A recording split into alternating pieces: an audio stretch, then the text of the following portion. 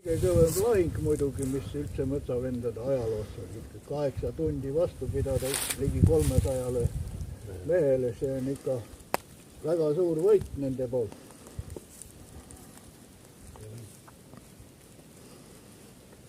Ja vist 94.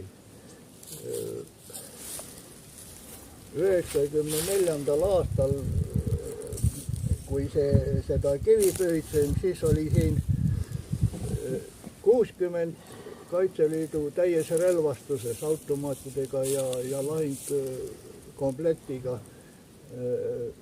pööritsime selle mälestukivi sisse. Jah, kui kohtal on illas piht olema. Siis oli siin, taga oli ka võsa ja tänu siis härra Rosenbergile on siin tehtud väga palju tööd.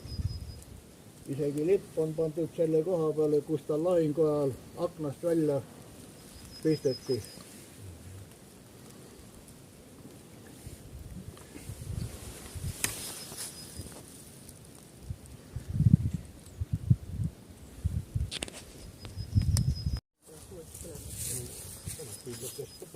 Jaa, nii panedagi. Ma võtta tükki võtta.